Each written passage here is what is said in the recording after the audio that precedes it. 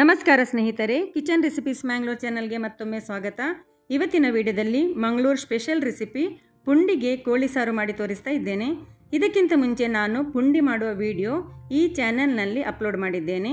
ಆ video ನೋಡದವರಿಗೆ link ಬೇಕಿದ್ರೆ ಕಮೆಂಟ್ನಲ್ಲಿ ಕೇಳಿ. ಪುಂಡಿ ಜೊತೆ ಕೋಳಿ ಸಾರು ತುಂಬ ರುಚಿಯಾಗಿರುತ್ತೆ. ಹಾಗಾದರೆ ಬನ್ನಿ ಮಾಡೋದು ಹೇಗೆ ಅಂತ ನೋಡುವ. ಇದರಲ್ಲಿ 1 kg skin out broiler chicken ಇದೆ. ಕ್ಲೀನ್ ಮಾಡಿ ಚೆನ್ನಾಗಿ ತೊಳೆದು ಇಟ್ಟಿದ್ದೇನೆ. ಮಸಾಲೆ ರೆಡಿ ಮಾಡಲು ಮೊದಲು ಗ್ಯಾಸ್ ಆನ್ ಮಾಡಿ ತವ ಬಿಸಿಯಾಗಲು ಇಡಿ. ತವ ಬಿಸಿಯಾದ ನಂತರ 2 ಟೀ ಸ್ಪೂನ್ ಕುಕ್ಕಿಂಗ್ ಎಣ್ಣೆ ಹಾಕಿ, ಎಣ್ಣೆ ಸ್ವಲ್ಪ ಬಿಸಿಯಾದ ನಂತರ ಗ್ಯಾಸ್ ಸ್ಲೋ ಮಾಡಿ ಇದಕ್ಕೆ ಸ್ವಲ್ಪ ಮೆಂತೆಕಾಳು ಅಂದರೆ 2 ಚಿಟಿಕೆಯಷ್ಟು ಸಾಕು, ಅರ್ಧ ಟೀ ಸ್ಪೂನ್ ಕಾಳು ಮೆಣಸು, 1 ಏಲಕ್ಕಿ, 1 ಚಿಕ್ಕ ತುಂಡು ದಾಲ್ಚಿನ್ನಿ ಮತ್ತು 4 ಲವಂಗ ಹಾಕಿ ಮೆಂತೆಕಾಳು ಸ್ವಲ್ಪ ಕೆಂಪಾಗಿ ಫ್ರೈ ಆಗುವವರೆಗೆ ಎಲ್ಲವನ್ನು ಚೆನ್ನಾಗಿ ಫ್ರೈ ಮಾಡಿ. ಆನಂತರ ಅರ್ಧ ಟೀ ಸ್ಪೂನ್ ಸೋಂಪು ಕಾಳು, 1 ಟೀ ಸ್ಪೂನ್ ಜೀರಿಗೆ, 2 ಟೇಬಲ್ ಸ್ಪೂನ್ ಕೊತ್ತಂಬರಿ ಬೀಜ ಹಾಕಿ ಇವೆಲ್ಲವನ್ನು ಸಣ್ಣ ಉರಿಯಲ್ಲಿ 1 ನಿಮಿಷ ಫ್ರೈ ಮಾಡಿ. ಆಮೇಲೆ 8 ಎಸಳು ಬೆಳ್ಳುಳ್ಳಿ ಮತ್ತು 1 ಈರುಳ್ಳಿ ಕಟ್ ಮಾಡಿ ಹಾಕಿ. ಈರುಳ್ಳಿ ಬೆಳ್ಳುಳ್ಳಿ ಸ್ವಲ್ಪ ಫ್ರೈ ಆದರೆ ಸಾಕು, ಜಾಸ್ತಿ ಕೆಂಪಾಗಿ ಫ್ರೈ ಮಾಡಬೇಕಂತೇನಿಲ್ಲ. ಈ ಮಸಾಲೆಯನ್ನು ಬೇರೆ ಪ್ಲೇಟಿಗೆ ತೆಗೆದಿಡಿ. ಅದೇ ತವಕ್ಕೆ ಮತ್ತೆ 1 ಟೀ ಸ್ಪೂನ್ ಕುಕ್ಕಿಂಗ್ ಎಣ್ಣೆ ಹಾಕಿ ಇದಕ್ಕೆ 12 ಬ್ಯಾಡಗಿ ಮೆಣಸು ಮತ್ತು ಸ್ವಲ್ಪ ಕರಿಬೇವು ಹಾಕಿ ಸಣ್ಣ ಉರಿಯಲ್ಲೇ ಮೆಣಸು ಚೆನ್ನಾಗಿ ಫ್ರೈ ಆಗೋವರೆಗೆ ಫ್ರೈ ಮಾಡಿಕೊಳ್ಬೇಕು. ಖಾರ ಜಾಸ್ತಿ ಬೇಕಿದ್ರೆ ಜಾಸ್ತಿ ಮೆಣಸನ್ನು ಹಾಕಿಕೊಳ್ಬೋದು ನಿಮ್ಮ ಖಾರಕ್ಕೆ ತಕ್ಕಾಗಿ.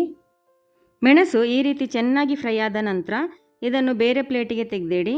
ಈಗ ಅದೇ ತವಕ್ಕೆ ಅರ್ಧ ತೆಂಗಿನಕಾಯಿಯ ತುರಿ ಮತ್ತು 2 ಚಿಟಿಕೆ ಅರಶಿನ ಪುಡಿ ಹಾಕಿ, ಎಣ್ಣೆ ಹಾಕೋದು ಬೇಡ, ಮಧ್ಯಮ ಉರಿಯಲ್ಲಿ ಸುಮಾರು 3 ನಿಮಿಷ ಅಥವಾ ತೆಂಗಿನ ತುರಿ ಸ್ವಲ್ಪ ಕೆಂಪಾಗಿ ಆಗುವವರೆಗೆ ಚೆನ್ನಾಗಿ ಹುರಿದುಕೊಳ್ಳಿ. ಫ್ರೈ ಮಾಡಿದ ಮಸಾಲೆ ತಣ್ಣಗಾದ ನಂತರ ಅದನ್ನು ಮಿಕ್ಸಿ ಜಾರಿಗೆ ಹಾಕಿ 3 ಹುಣಸೆ ಬೀಜದಷ್ಟು ಹುಣಸೆ ಹುಳಿ ಸೇರಿಸಿ ಮೊದಲಿಗೆ ನೀರು ಹಾಕದೆ 4 ಸುತ್ತು ಪುಡಿ ಮಾಡಿ.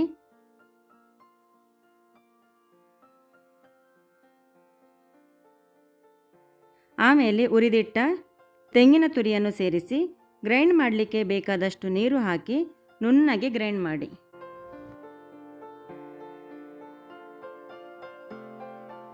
ಈಗ ಒಂದು ಪಾತ್ರೆ ಇಟ್ಟು ಬಿಸಿಯಾಗಲು ಬಿಡಿ. ಪಾತ್ರೆ ಬಿಸಿಯಾದ ನಂತರ 2 ಟೇಬಲ್ ಸ್ಪೂನ್ ಕುಕ್ಕಿಂಗ್ ಎಣ್ಣೆ ಮತ್ತು 2 ಟೀ ಸ್ಪೂನ್ ತುಪ್ಪ ಸೇರಿಸಿ ಎಣ್ಣೆ ಮತ್ತು ತುಪ್ಪ ಬಿಸಿಯಾದ ಮೇಲೆ ಸಣ್ಣಗೆ ಕಟ್ ಮಾಡಿದ 8 ಎಸಳು ಬೆಳ್ಳುಳ್ಳಿ ಮತ್ತು ಉದ್ದಕ್ಕೆ ಕಟ್ ಮಾಡಿದ 2 ಈರುಳ್ಳಿ ಹಾಕಿ ಈರುಳ್ಳಿ ಬೆಳ್ಳುಳ್ಳಿ ಚೆನ್ನಾಗಿ ಕೆಂಪಾಗಿ ಫ್ರೈ ಆಗುವವರೆಗೆ ಫ್ರೈ ಮಾಡಿ. ಈರುಳ್ಳಿ ಕೆಂಪಾಗಿ ಫ್ರೈ ಆಗ್ತಾ ಬರುವಾಗ ಇದಕ್ಕೆ ಸ್ವಲ್ಪ ಕರಿಬೇವು ಸೇರಿಸಿ ಸ್ವಲ್ಪ ಹೊತ್ತು ಫ್ರೈ ಮಾಡಿ.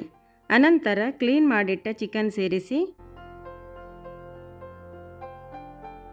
2 ಚಿಟಿಕೆ ಅರಿಶಿನ ಪುಡಿ ಹಾಕಿ ಚೆನ್ನಾಗಿ ಮಿಕ್ಸ್ ಮಾಡಿ.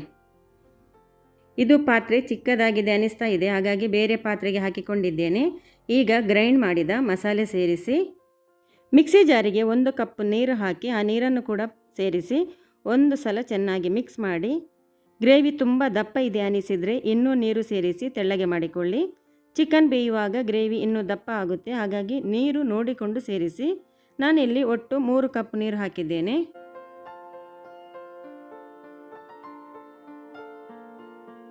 ಗ್ರೇವಿ ಇಷ್ಟು ತೆಳ್ಳಗೆ ಬೇಕು, ಈ ಹದಕ್ಕೆ ಮಾಡಿದ್ದೇನೆ ನೋಡಿ. ಈಗ ರುಚಿಗೆ ತಕ್ಕಷ್ಟು ಉಪ್ಪು ಸೇರಿಸಿ ನಂತರ ಕಟ್ ಮಾಡಿದ 2 ಟೊಮೆಟೊ ಹಾಕಿ. ಟೊಮೆಟೊವನ್ನು ಈರುಳ್ಳಿ ಬೆಳ್ಳುಳ್ಳಿ ಫ್ರೈ ಮಾಡುವಾಗ ಹಾಕಿಲ್ಲ, ಈಗ ಹಾಕ್ತಾ ಇದ್ದೇನೆ. ಇದರಿಂದ ಗ್ರೇವಿ ತುಂಬ ರುಚಿಯಾಗುತ್ತೆ. ಮುಚ್ಚಳ ಮುಚ್ಚಿ 20 ನಿಮಿಷದವರೆಗೆ ಮಧ್ಯಮ ಉರಿಯಲ್ಲಿ ಬೇಯಿಸಿ. ಪದೇ ಪದೇ ಮುಚ್ಚಳ ತೆಗೆದು ಮಗುಚುತ್ತಾ ಇರಿ, ಇಲ್ಲದಿದ್ದ ತಳ ಹಿಡಿಯುತ್ತೆ. ಈಗ 20 ನಿಮಿಷ ಆಗಿದೆ. ಇದನ್ನು ಬೇಯಲಿಕ್ಕೆ ಇಟ್ಟು ಚೆನ್ನಾಗಿ ಚಿಕನ್ ಕೂಡ ಬೆಂದಿದೆ, ಗ್ರೇವಿ ಕೂಡ ನೋಡಿ ದಪ್ಪ ಆಗಿದೆ. ಪುಂಡಿಗೆ ಕೋಳಿ ಸಾರು ರೆಡಿಯಾಗಿದೆ. ಗ್ಯಾಸ್ ಆಫ್ ಮಾಡಿ. ಯಾರಿಗೆ ಚಿಕನ್ ಸಾರು ಇಷ್ಟವಾಗುತ್ತೋ ಅವರು ಈ ಕೋಳಿ ಪುಂಡಿ ಮಾಡಿ ತಿನ್ನಿ, ತುಂಬ ರುಚಿಯಾದ ರೆಸಿಪಿ. ಈ ರೀತಿ ಮಾಡಿದ ಕೋಳಿ ಸಾರು ಪುಂಡಿಗೆ ಮಾತ್ರ ಅಲ್ಲ, ಕಪ್ಪರ್ ರೊಟ್ಟಿ, ನೀರು ದೋಸೆ, ಇಡ್ಲಿ, ದೋಸೆಗೆ ಎಲ್ಲದಕ್ಕೂ ಇದು ತುಂಬ ರುಚಿಯಾಗಿರುತ್ತೆ. ಇವತ್ತಿನ ಈ ರೆಸಿಪಿ ನಿಮಗೆ ಇಷ್ಟವಾದರೆ ಲೈಕ್ ಮಾಡಿ, ಶೇರ್ ಮಾಡಿ. ವಿಡಿಯೋ ನೋಡಿದ್ದಕ್ಕೆ ಧನ್ಯವಾದ.